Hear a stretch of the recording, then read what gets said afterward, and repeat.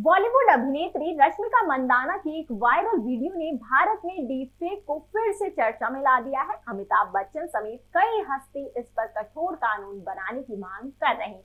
रश्मिका मंदाना ने भी इस पर सख्त कानून बनाने की उम्मीद जताई है। रश्मिका ने पोस्ट लिखकर कहा है कि एक समुदाय के तौर पर हमें इस पर ध्यान देने की जरूरत है। डीप फेक पहले भी दुनिया भर की कई बड़े हस्तियों की मुश्किलें बढ़ा चुका है। इसमें रूस के राष्ट्रपति व्लादिमीर पुतिन, अमेरिका के पूर्व राष्ट्रपति डोनाल्ड ट्रंप और बराक ओबामा का नाम प्रमुख रूप से शामिल है। भारत के कई हिस्सों में डीपफेक द्वारा साइबर ठगी के मामले भी सामने आए हैं। ऐसे में आइए इस स्टोरी में जानते हैं कि डीपफेक को लेकर किस तरह के कानून बनाए जा सकते हैं। नमस्कार, आप देख रहे हैं इंडिया न्यूज का डिजिटल प्लेटफॉर्म और मैं हूं आपके साथ अंजलि शर्मा।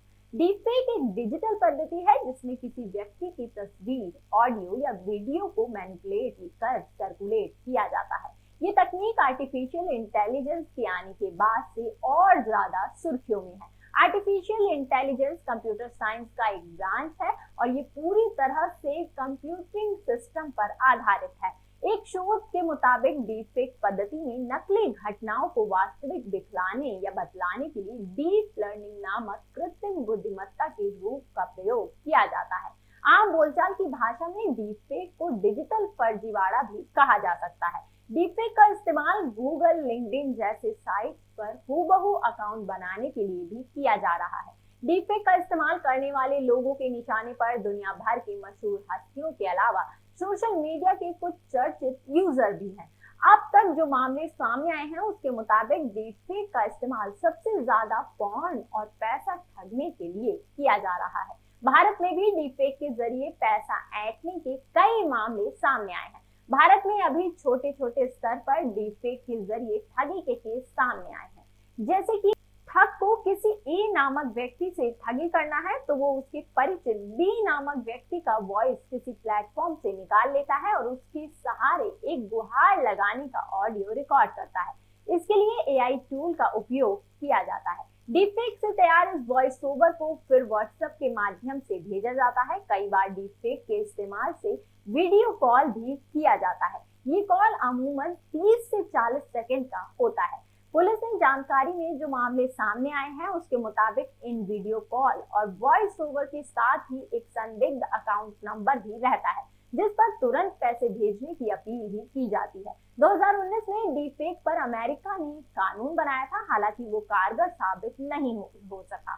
2019 के कानून के मुताबिक सुरक्षा एजेंसियों को ये देखने की जिम्मेदारी दी गई थी कि क्या अमेरिका को नुकसान पहुंचाने के लिए अन्य देश डीपफेक का इस्तेमाल कर रहे हैं। हाल ही में अमेरिका में डीपफेक कानून को लेकर एक प्रस्ताव तैयार किया गया है। इस प्रस्ताव में कहा गया है कि बिना अनुमति के लिए किसी व्यक्ति का डीपफेक बनाया जाता है तो वो अपराध की श्रेणी में आएगा। इस तरह के अपराध में जेल की सजा और जुर्माने का प्रावधान किया गया है। साथ ही कहा गया है कि जिस व्यक्ति का डीपफेक बनाया जाता है वो व्यक्ति भी मानहानि के तहत केस दर्ज करा सकते हैं।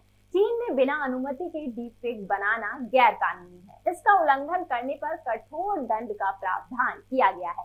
चीन पहला ऐसा देश है जिसने डीपफेक को गैर कानूनी करार दिया है। चीन और अमेरिका के अलावा दुनिया के किसी भी बड़े देश ने डीपफेक को लेकर कानून बनाने की पहल नहीं की है। हाल ही में यूरोपीय यूनियन ने डीपफेक पर बाहरी साजिश पर नजर रखने की हिदायत अपनी सुरक्षा एजेंसियों को जरूर दी है। डीपफेक पर भारत में कोई अलग कानून नहीं है। दिल्ली पुलिस ने रश्मिका मंदाना केस में जो एफआईआर दर्ज किया है उसमें आईटी एक्ट के अलावा जालसाजी और प्रतिष्ठा की हानि से संबंधित धाराओं का उपयोग किया गया है। फिलहाल इस रिपोर्ट में इतना ही। देश दुनिया की तमाम बड़ी खबरों को जानने के लिए देखते रहिए इंडिया न्यूज का डिजिटल प्लेटफॉर्म। धन्यवाद।